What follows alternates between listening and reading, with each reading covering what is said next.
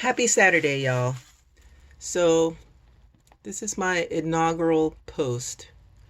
I'm trying to set this up so I can have a decent video and show you some of my workspace here. You can see all my pens and everything.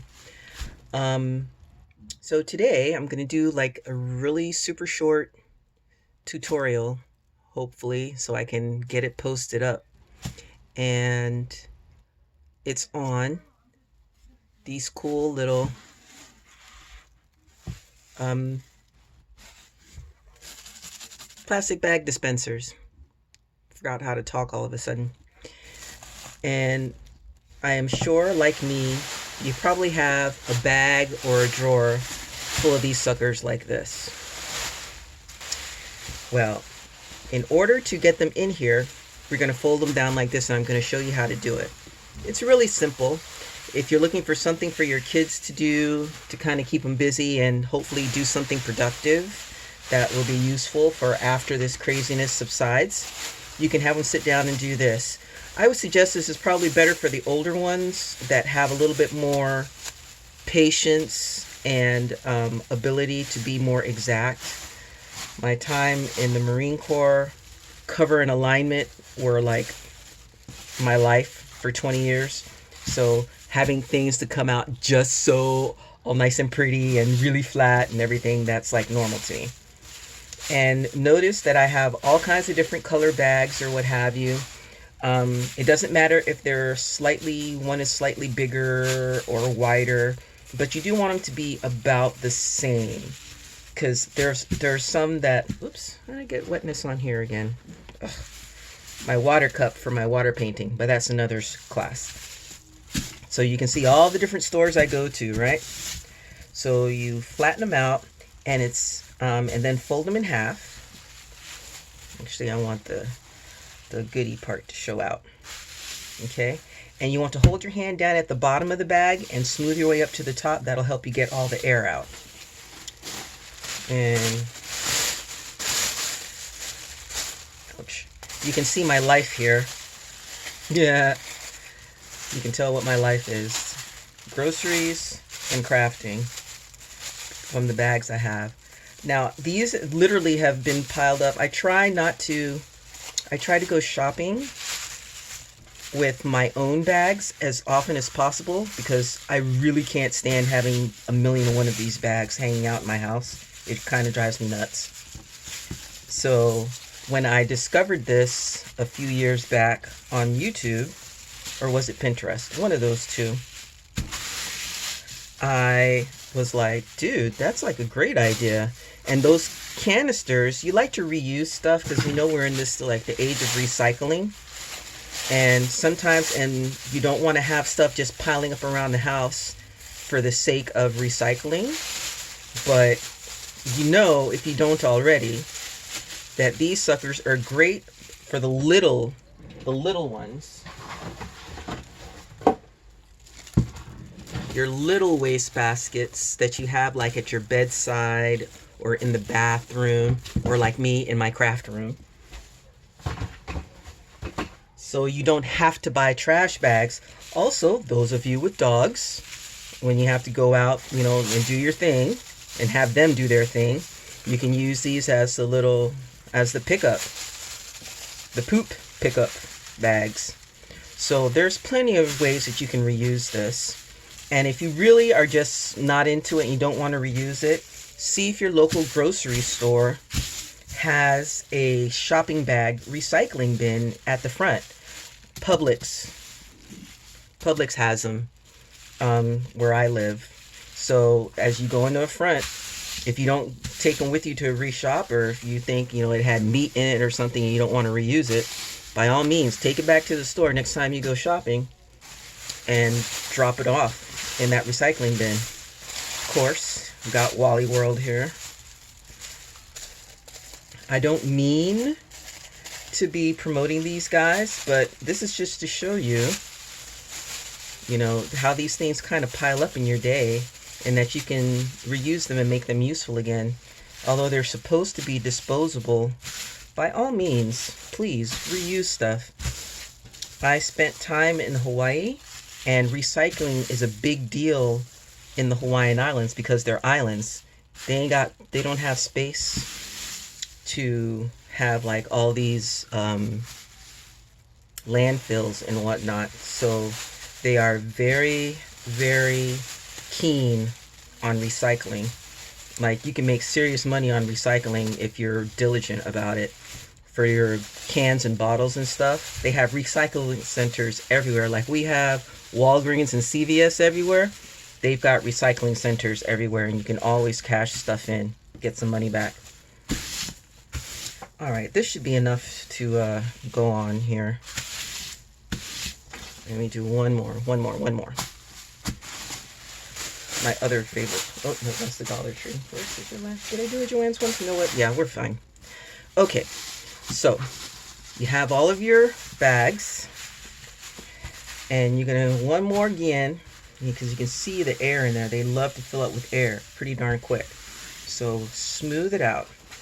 So the very first bag, we're gonna roll these up so we can fit it in the canister. Now, I already took the label off of this one, so I know whichever one, Lysol, Clorox, Maker's Mark, whatever. What we're going to end up doing is this, and you can see the seam that I made. Now, in your version, you don't have to bring it all the way down and around like I did, but I like the finished look of having this, and I had these little cork, what do you call these again, coasters, on hand, so boom, hot glue to the rescue. And spray adhesive. So back to this. So now you're going to flatten them out, right? And the handle side, the very first one is the only one you have to do this with. You're going to just fold it down, scooch her up, and then the rest is just going to lay down. And yes, they do need to all be in the same direction. Okay, so just line them up with all the handles lined up, and then just roll.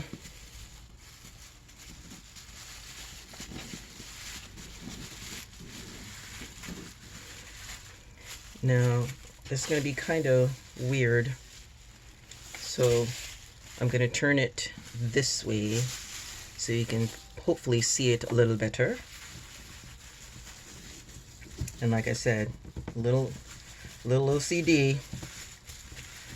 So roll them up, line up your edges, roll them up, rolling. And see, I didn't smooth it down first. But when you get up here, smooth it out. That way, when you get down to the bottom, you don't have a big old air bubble, while you still got a space for those to escape. Then you put your next one in. Kind of start it until you get to this hole right here where it's still got some air to come through. Try to push all the air out as much as you can. And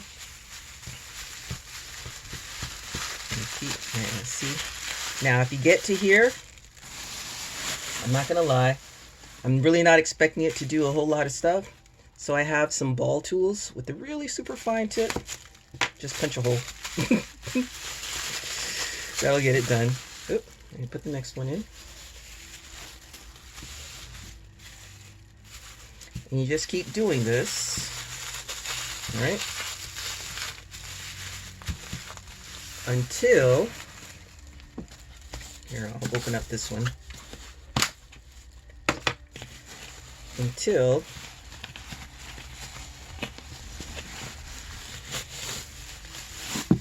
you get a roll pretty much like this. Now I've used this one, so it's kind of loose in the middle, but you're going to get yourself a roll, and you just roll it up until you get to the size where you can stuff it in there. And I like to kind of corkscrew it in. Bob's your uncle. Thread it through.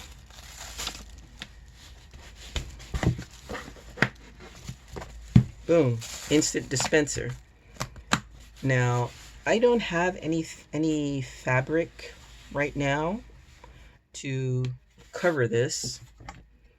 However, if you've got stickers, I know your kids love stickers, or you have a printer and you want to print out some labels,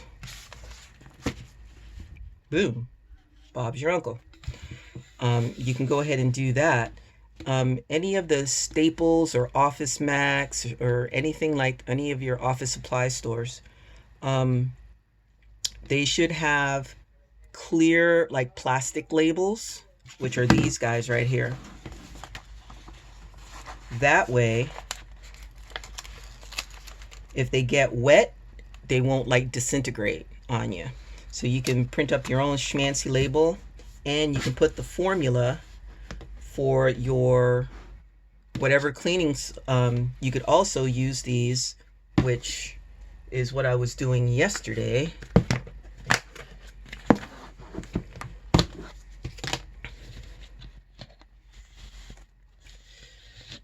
Making my own sanitation cloths.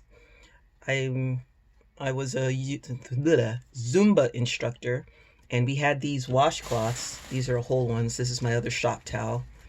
And I had a stack of leftover ones, so I just cut them in half and pretty much did the same thing. Just roll them up, roll them up, roll them up.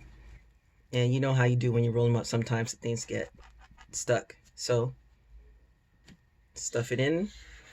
And a simple solution, you can find it on the CDC website on how to clean and disinfect your home. They'll give you ways to do DIY like home remedies or home disinfection cleaners and whatnot to make. So there you go. You can either have your homemade disinfectant or your little plastic bag dispenser. Two great ways to reuse your Clorox wipes. All right. Thanks for playing. Talk to you later. Bye-bye.